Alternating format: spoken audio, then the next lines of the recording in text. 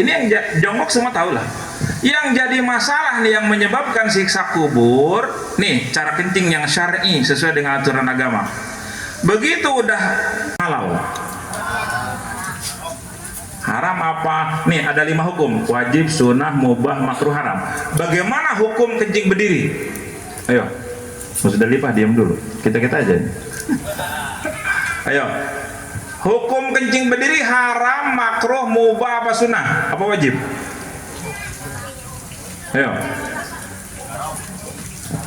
haram tidak? Enggak, hanya sekedar makruh. Apalagi udah sakit lutut kalau jongkok, benar? Itu mah makruh aja, kagak darurat. Nah sekarang begini, kenapa jadi siksa kubur ini? Karena rata-rata cara kencingnya salah.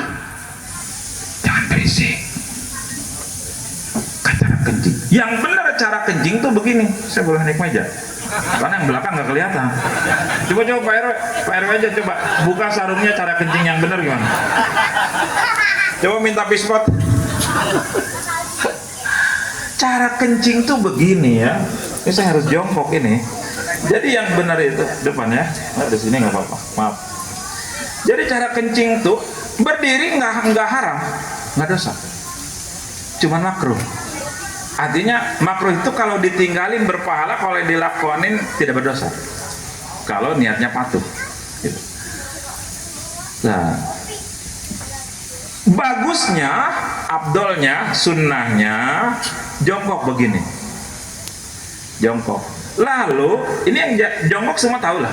Yang jadi masalah nih, yang menyebabkan siksa kubur nih, cara kencing yang syar'i sesuai dengan aturan agama. Begitu udah baul kencing sudah selesai, pertama wajib dehem.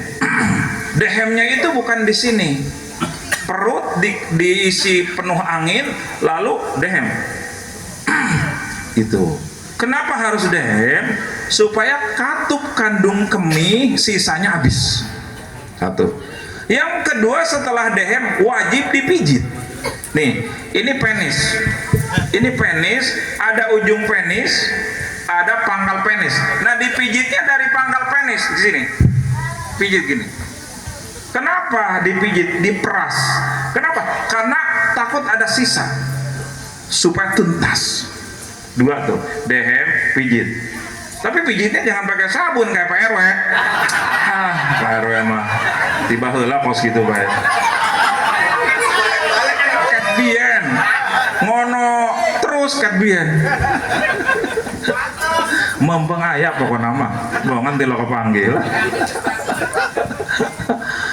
Nah, pijit. Setelah pijit nih, ini sah dan tidaknya sholat nih, makanya jadi dosa besar. Setelah dipijit, cara cebok, istinja. Banyak yang cara ceboknya nggak bener. Kalau cara ceboknya nggak bener, maka hukumnya tidak suci. Kalau tidak suci, sholatnya tidak sah. Nah ini, gimana yang bener? Nih cebok yang bener.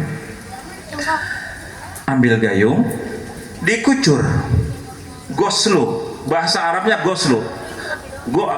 Bahasa Arab itu ada mashu, ada goslu.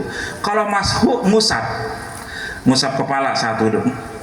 Kalau goslu dicuci itu, goslu itu definisinya sayalanul ma, air harus ngalir. Jadi kalau saudara misal cebok, lalu ini maaf penis, lalu cuman diusap gini, ini dibasahin, usap 1000 kali usap pun tidak sah. Karena tidak sah, maka sholatnya tidak sah. Dan sarung yang dia pakai kena najis, karena tidak sah ceboknya.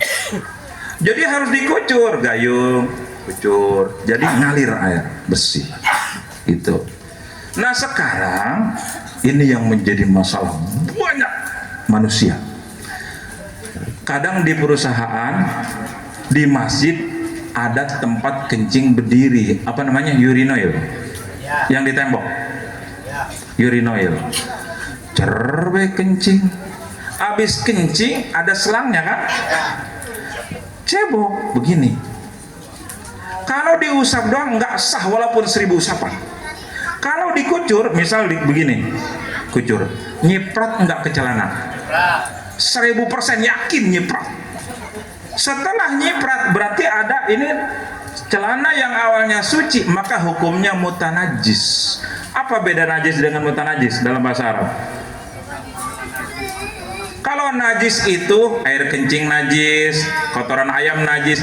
Kalau mutanajis, tanajas saya tanajasu tanajusan, bahwa mutanajis isim fa'il, artinya terkena najis. Kalau celana terkena najis, salatnya sah enggak? Enggak. Lalu kita ini kecipetan najis, lalu duduk di sajadah masjid, sajadahnya kena enggak? Kena. Itulah yang jadi dosa besar, karena orang-orang jadi tidak sah sholat di situ. Jadi artinya apa? Harus pakai ilmu. Artinya apa? Kudu ngaji. Makanya telok ngara najis ya. Musdalifah doang yang ngaji nih. Moga-moga tobat semuanya.